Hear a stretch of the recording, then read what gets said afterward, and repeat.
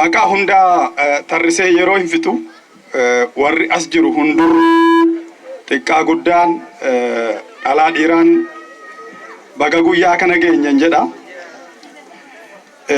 Waanuma gaggabaabaan dhaggeeffadha namni as jiru namni amma an ijaan argu kuni irra guddaan ilmaan kiyya. Abbaatu ilmaan saatti waa dhaammata sirnaan na caqasa. Ilmaan kootta waa hima. Tokko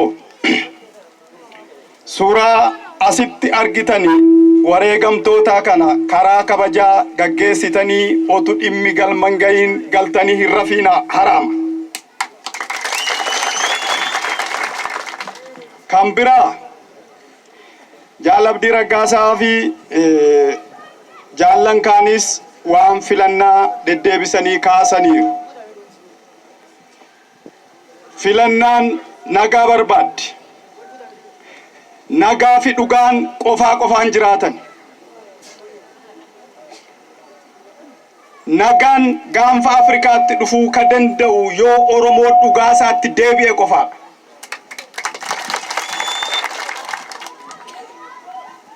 Oromoo Minilikis, Haile Sillaasenis, Dargiinis, Wayyaaneenis, Abiyyis qawwee hiiksiseera garuu nagaa fiduu hin dandeenye. Biyya Ameerikaatii qawween suuqiidhaa gurgurama akka karameellaatti garuu lolli hin jiru. Warri Tigraay taankii hidhachaa jiru. Amaarri marfii hidhachaa jira. Sumaalee waan gochaa ture argitan dhageessani. Oromoo gajaraa irraa hiikaa jiran. Mancaa irraa hiiksisuuf seeratti baasan. Gaanfa Afrikaa kanatti nagaa fiduuf Oromoon meeshaa hanga isa ga'u hidhachuu qaba. Gajaraa miti taankii, marfii, jeetti, miisaa'eliif rookkeettiin hanga harka Oromoon seennetti gaafti Afrikaa dhugaa hin argattu nagaas hin argattu.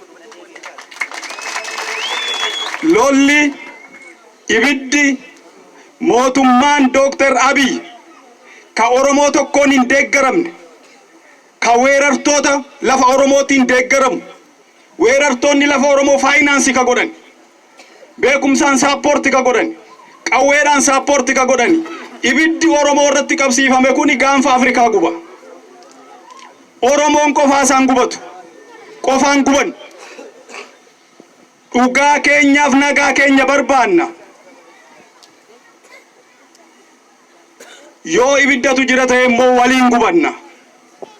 Oromoon kana booda qofaan gubatu. Gabroonfataa qawweedhaan goban. Sammuu gabroome dhukkubsataadhaan wallaanan. Warri obbolaasaa, haadhasaa, abbaasaa, hintalasaa jibbee siidaa Minilikitti hirkatee taa'u hini dhukkubsatuu warri wallaansa sammuu kennuu beekani wallaanuu qabuu jenna nuti akka baa'otti. Kanaaf biyyi Itoophiyaa kuni gatii guddaatu isheerra jira. Kadhaadhaanis liqiidhaanis doolaara biiliyoona hedduutu ishee harka jira. Rakkattees kadhattees kaffaluu dandeessi. Gumaamaa ammoo garuu akka laafaatti hin kaffaltu. Gumaa fi lafti hin dulloomu. Gumaa fi lafti hin dulloomu. Kan biyyi keenya nagaa argatu warri nu ajjeese yookaan dhadhabame yookaan yoo dhiifama nu gaafate qofaadha.